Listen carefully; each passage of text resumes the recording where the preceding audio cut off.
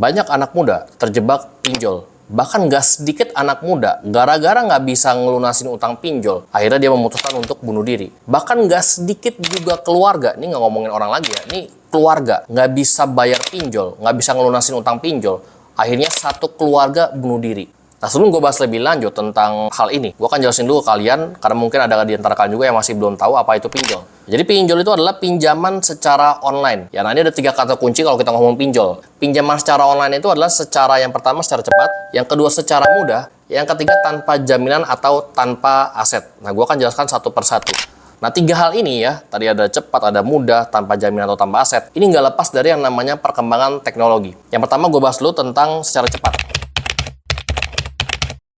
Nah, kita tahu bahwa sekarang perkembangan teknologi itu semakin cepat, semakin luas, semakin masif. Ya, contohnya gini, kalau misalkan dulu kita mau beli makanan di sebuah restoran atau di sebuah kafe atau di sebuah kedai makanan, ini dulu ya 10 tahun yang lalu, bahkan belasan tahun yang lalu, bahkan puluhan ratusan tahun yang lalu, kita tuh mesti datang ke restorannya, kita mesti keluarin tenaga, kita mesti naik motor atau bahkan naik angkutan umum, atau kita jalan kaki, tapi intinya kita masih ada effortnya lah, jadi nggak bisa langsung dapetin gitu. Tapi sekarang dengan segala perkembangan teknologi yang ada, kita bisa pesen makanan dengan cara online, GoFood, GrabFood, kita bisa beli barang secara online, Tokopedia, Shopee, bahkan sampai pinjem uang pun itu bisa juga dengan cara cepat. Yang tadinya kita mesti ke bank dulu, ke bank ngantri berjam-jam ya kan. Kita sekarang nggak perlu berjam-jam panas-panasan di luar gitu. Tapi kita cukup duduk diem di rumah, ada laptop, ada HP dan kita pakai dan langsung cair uangnya ke rekening kita.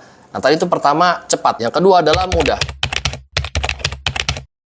Nah, kalau kita bandingkan, kalau misalkan kita mau pinjam uang ke bank nih, kita pasti perlu siapin berkas-berkas yang cukup banyak. Ya, ini beda. Kalau misalkan pinjol, berkasnya itu cenderung lebih sedikit. Biasanya tuh yang gue pernah baca-baca, cuman intinya adalah KTP. Ya, KTP dan beberapa berkas lainnya. Itu nggak banyak lah. Nggak sebanyak kalau misalkan kita mau pinjam ke bank, berkasnya itu lebih banyak. Jadi bayangkan, udah pertama cepat, lalu kedua mudah. Nah, ini kurang enak apa coba? Karena kan kebanyakan anak muda pengennya ini tadi, cepat dan mudah. Karena sekarang kita tuh hidup di ada 2 mekanisme. Mekanisme yang pertama adalah mekanisme ribet dan lama. Yang kedua adalah mekanisme cepat dan mudah. Nah, kebanyakan apa dari antara 2 ini? Kebanyakan orang pilihnya yang ini kan, yang kedua, cepat dan mudah. Tapi tanpa pikir panjang resikonya seperti apa. Karena gini, biasanya yang cepat dan mudah itu banyak resiko. Dampak terburuknya seperti apa pun kita nggak tahu. Kita taunya, udah yang penting cepat dan mudah gitu. Nah, tadi yang pertama cepat, yang kedua mudah. Yang ketiga adalah tanpa jaminan atau aset.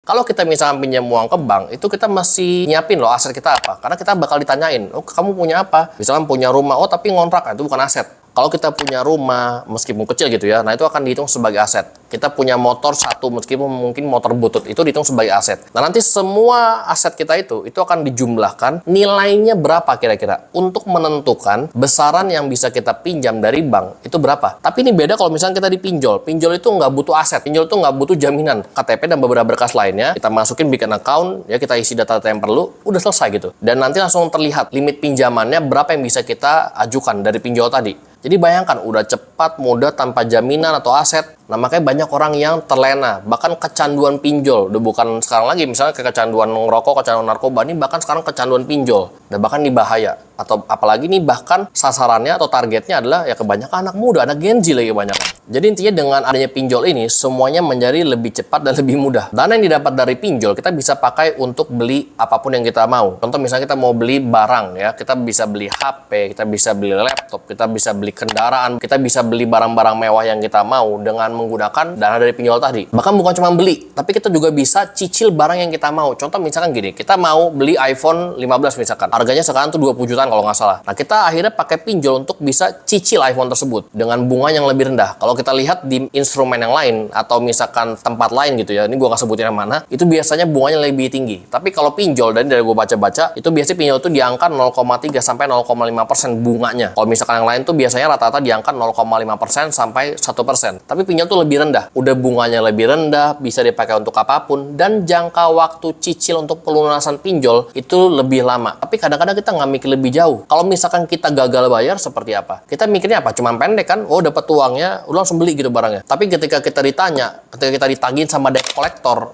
mana? Ini udah 5 bulan nih kok nggak ada pelunasan. kok nggak ada angsurannya, kok nggak ada cicilannya, kita nggak mikirin. Nah, begitu ditagih-tagihin terus, kita diancam. Akhirnya apa? Ujung-ujungnya kita bunuh diri. Nah, itu goblok namanya gue bilang. Nah, jadi jangan sampai kita terjebak dalam pinjol yang tadi gue sebutkan di awal video ini. Nah, kebanyakan anak muda itu terjebak pinjol tuh untuk at least 3 hal yang gue bisa rangkum sini ya. 3 hal ini mungkin ada yang pro, ada yang kontra sama apa yang gue jelasin sini. Nah, gue akan jelaskan dulu ya. 3 hal itu apa aja? Yang pertama adalah beli barang yang disuka. Yang kedua adalah modal untuk bikin usaha. Yang ketiga adalah beli kebutuhan pokok. Nah, 3-tiganya ini kalau kita pakai pinjol itu salah. Nah, kenapa salah? Gue akan bahas satu-satu. Misalkan yang pertama tadi adalah beli barang yang kita suka.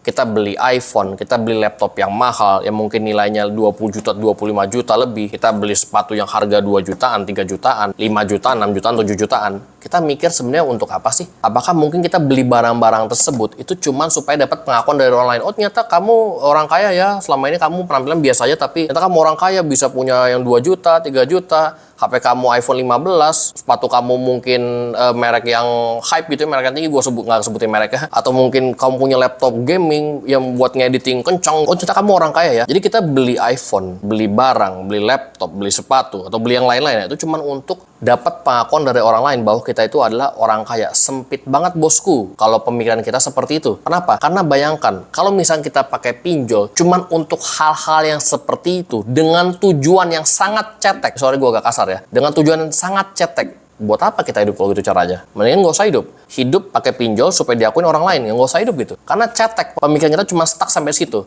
Ini sorry gue agak kasar ngomong kayak gini ya. Karena gue harus tell the truth. Supaya banyak anak Gen Z yang gak terjebak dalam pinjol ini. Nah, tadi yang pertama adalah pakai pinjol untuk beli barang yang kita suka. Nah, yang kedua adalah pakai pinjol untuk modal bikin usaha. Ini pun juga salah gue bilang. Mungkin sebagian dari kalian berpikir begini, wow bang, kan kita bukan orang kaya, kita bukan konglomerat, kita bukan orang yang gajinya 10 juta kantoran gitu ya. Akhirnya punya modal ditabung-tabung, bisa bikin usaha. Kita kan bukan orang seperti itu. Karena gini, kalau misalnya kita mau bikin usaha, apalagi dananya pakai dana pinjol ya, yang ada batasan dan ada kewajiban kita harus melunasi, kita tuh mesti mikirin usaha kita ini, at least ada 4 hal yang harus kita pikirkan. Yang pertama adalah konsep usahanya seperti apa. Yang kedua adalah analisis SWOT-nya atau trend analisis. Contoh misalnya kita bikin usaha clothing. Usaha clothing ini kira-kira masih ngetren nggak sampai beberapa tahun kemudian. Dulu tuh kaos yang biasa ngetren, tapi apa sekarang? Sekarang mungkin ngetrennya yang oversize. Tapi apakah kaos yang oversize itu akan masih ngetren sampai 1 tahun, 2 tahun ke depan? Kita kan nggak tahu. Nah, kita mikirin ke situ. Trend analisis seperti apa dari usaha yang mau kita bikin. Lalu yang ketiga adalah perhitungan operasional dan perhitungan balik modalnya. Jadi jangan sampai kita udah pakai modal dari pinjol gitu kan, kita nggak mikirin operasional kosnya seperti apa atau sebesar apa, balik modalnya kira-kira berapa lama dari yang udah kita hitung-hitung. Kita cuma taunya udah yang penting ada modalnya terus jalan, terus kita nggak mikirin, ternyata ketika kita jalan gitu ya, biaya operasional gede juga ya, mesti bayar karyawan, bayar listrik, bayar ini, bayar itu dan seterusnya. Nah, itu tadi gue bilang nggak ada perhitungannya. Udah di situ akhirnya apa? Kita nggak mikirin, oh balik modal berapa lama nih, jangan-jangan nggak bisa balik modal lagi. Nah, hati-hati kejebak. Lalu yang ketiga, yang keempat adalah networking. Networking kita udah sejauh mana? Ya karena kembali, ini tuh pinjol loh. Ini dana panas, dana pinjol. Kalau kita nggak bisa bayar atau gagal bayar, nggak bisa ngelunasin utangnya gitu ya. Ini bisa debt collector datang ke rumah kita, nagihin utang ke kita gitu ya. Dengan cara 2, ada yang halus sama yang ada yang kasar. Nah kalau misalkan pertama mungkin masih halus, kedua masih halus, ketiga mungkin udah kasar gitu ya. Tapi karena kasar, akhirnya mungkin kita diancam, akhirnya apa? Banyak orang yang akhirnya bunuh diri, kayak tadi yang gue bilang di awal. Nah jadi kembali, kalau misalkan kita pakai pinjol untuk usaha, itu pastiin kita udah pikirkan usahanya dengan matang-matang. Jadi jangan cuma sekedar, nggak apa-apa, yang penting ada dana dulu, nanti masalah konsepnya gimana, udah sambil jalan lah gitu. Itu nekat namanya. Karena ini kan dana panas, bukan dana dingin. Bukan dana uang yang misalnya kita kerja gitu ya, kita bisa nabung 1 juta per bulan misalkan, atau 2 juta per bulan, kita kumpulin selama 10 bulan atau selama 1 tahun, kekumpul misalkan sekitar belasan juta kita pakai untuk modal. Toh juga hilang nggak apa-apa karena kan bisa cari lagi. Tapi ini kan pinjol.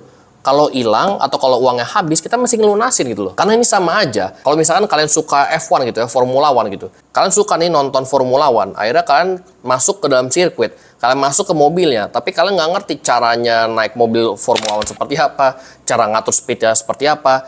Cara jaga keseimbangan setirnya seperti apa. Akhirnya ketika kita masuk, kita jalanin, kita gas, crash yang ada di jalan. Nah itu terjadi, gue bilang ini dana pinjol, ini dana panas. Kita nggak mikirin ini usaha mau seperti apa. Kita akan mencapai yang namanya bukan keberuntungan tapi kebuntungan. Nah tadi yang kedua ya.